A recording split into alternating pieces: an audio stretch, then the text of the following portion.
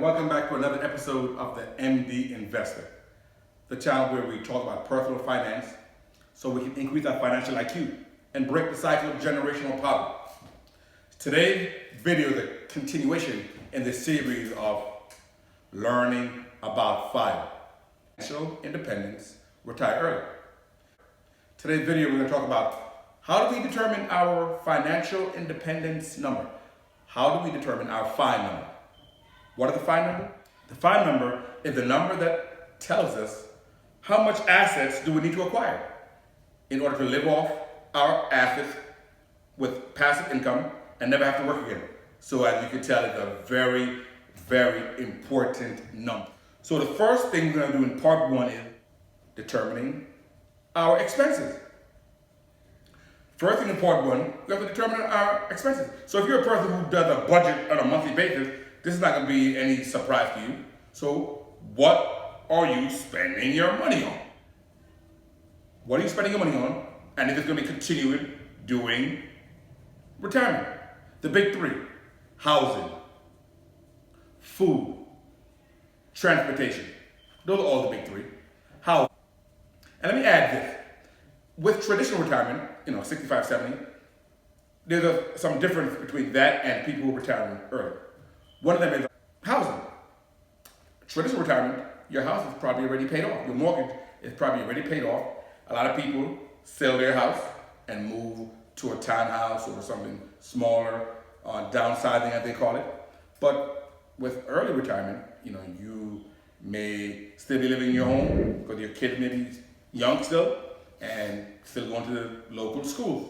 So with housing, that could be anywhere from 25 to maybe 28% of your income. So housing, very important. Okay, if there's something going to continue, you're going to go to find something more cheaper. You're going to move to a cheaper area. But housing is something you're going to want to have an idea. How much are we spending on housing? Food. Or, how much are we spending every month on food? Everybody has to eat, right? Again, with food, choices, right? You can buy the more expensive stuff. You can buy the stuff that's in the middle of the road. You can buy more cheaper goods. Transportation. Sure, you're retired and you no longer go into the office for 40 hours a week. So you're no longer maybe commuting on a daily basis, and you're no longer driving in to work every day. But still, you're gonna have a vehicle. The cost, and there's a cost to that. Maintaining the vehicle, oil changes, car washing, and so on and so forth. What are you spending on entertainment, right? What are you spending on dining out, right? How often are you going out? Just an expense. Travel. A lot of people look forward to traveling more when they enter retirement. That's one of the things they want to do. A lot of people, I guess you would call it bucket list, is travel. People want to travel. They want to cruise. They want to fly. They want to go to the state parks. They want to go see family. There's a lot of things they want to do, and that involves traveling. How much do you anticipate spending on travel? Insurance. You're not working anymore, but you still have maybe life insurance, right? They still may have some other insurances, I can imagine. Medical. We're not going to talk about medical in detail, but we're going to save that for another video. How do you determine your expenses? One way, you can look at the last 30 days, go into your account, look at the last 30 days and see how much did we spend, and then multiply that by 12. That may not be as accurate as maybe you look at your last actual 12 months, but that is an option. After you determine your expenses, the next thing you have to do in part two is we're going to talk about something called the 4% rule. I think we talked about it in another video, but we're going to go over it again. The 4% rule is essentially what they call the safe withdrawal rate. It was determined by a study at Trinity College in Texas, where a bunch of smart professors were doing research, and they were looking at different portfolio composition. Some of them 100% stocks, some of them 100% bonds, and some of them are mixture, 75% stocks, 25% bonds, and various mixtures. And they looked at a safe withdrawal rate, meaning how much can we withdraw from these accounts and have it still be sustainable after 30 years. And what they came up with the number 4%. 4% is what they determined you can safely withdraw from your portfolio, composed of 60% stocks and 40% bonds, and not run out of money. Let me add a caveat. When they did the study, the bond interest or bond return was much higher than it is now. Also, when they did the study, they looked at people that were retiring in their 60s. So they had about another 30 years to go in retirement. People retiring early with FIRE are retiring in their 30s or 40, and they have a much longer time in retirement, which the Trinity study did not look at. But that's a 4% rule. And from that 4% rule, we can extrapolate that you take 100 and you divide 100 by 4, that gives you 25.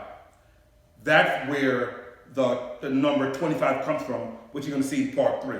Okay? So they take the 4% rule and they take 100 divided by the 4% rule from the Trinity study, that gives you the number 25. Part 3 now is the final, which is why you're here watching the video.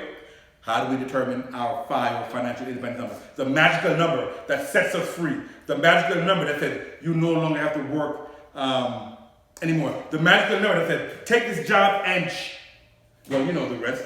But the bottom line is you have options. The magical number that gave you options. I can work here because I enjoy it, it's stimulating,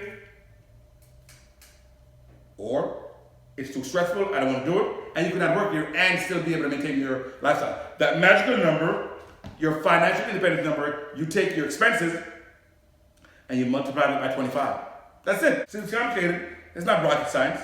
You take your expenses and you multiply by 25. So example, if your expenses from part 1, you determine your expenses from part 1 is $40,000 per year. You take $40,000 and you multiply by 25, and I could give you a number of $1 million.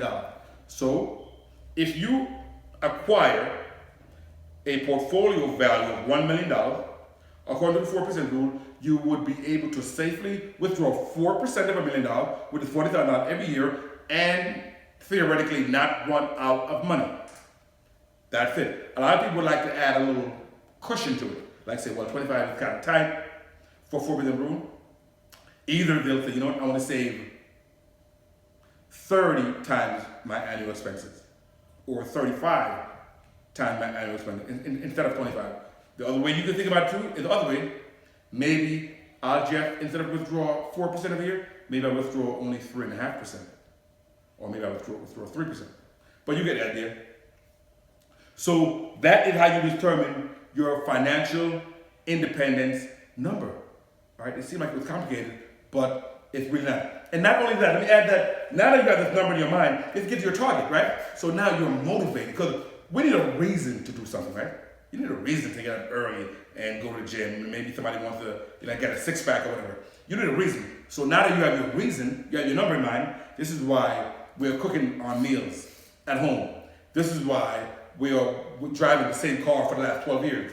This is why we are not buying brand new clothes every season, because now you have a reason, and it's more important. This reason is more important and it lasts longer than the quick fixes and release of dopamine you'll get by getting a brand new watch or the new phone or so on, okay? So this is your financial independence number. So in this video, basically, we discuss what the financial independence number is. We discuss part of determining your financial independence number is determining your expenses. We discussed some of the expenses in retirement. And then we discussed the 4% rule, from which we derive the number 25. And we discussed how you calculate your FI number.